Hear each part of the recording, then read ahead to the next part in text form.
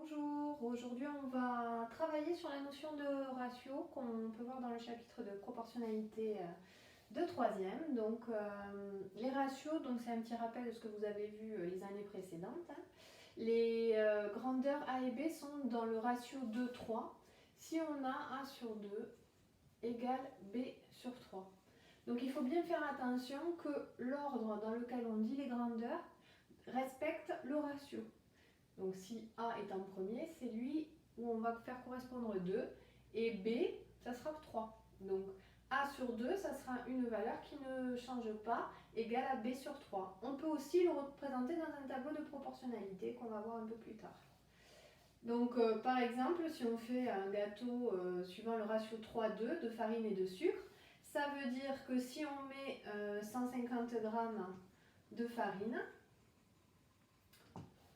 du coup, on aura, donc 3 plus 2, ça fait 5. Et donc du coup, 3 parts seront égales à 150 g. Donc une part 50 g. Et du coup, en sucre, on aura 100 g de sucre.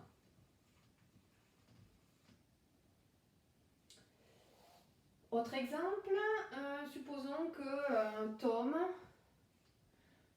Lily et Max se partagent 100 € suivant le ratio de 3, 5, il y a bien les 2 points entre chaque.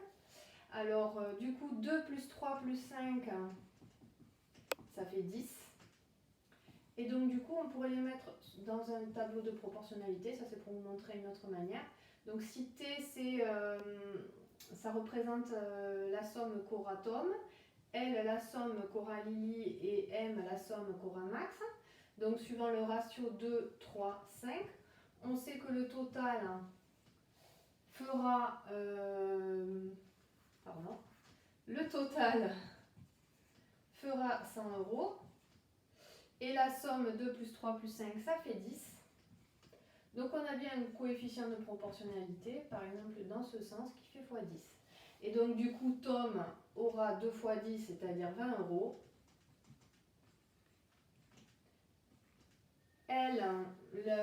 La somme pour Lily, ça sera donc 2, 3 fois 10, 30 €. Et M, 50 €.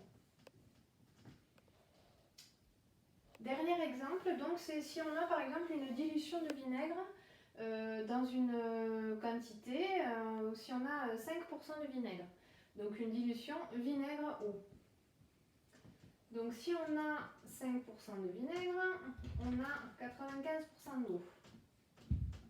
Et donc du coup, on pourra dire que le vinaigre suit un ratio de 5,95. Alors quand on a un ratio sous cette forme-là, il faut généralement le simplifier donc en divisant par 5 et ça nous donne donc le ratio, c'est le même, 1,19. Voilà, donc il y a plusieurs méthodes pour calculer avec les ratios.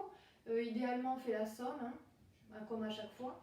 Et ensuite, on redistribue, on calcule la quantité pour une part et on redistribue ensuite. Ou sinon, on calcule dans un tableau de proportionnalité.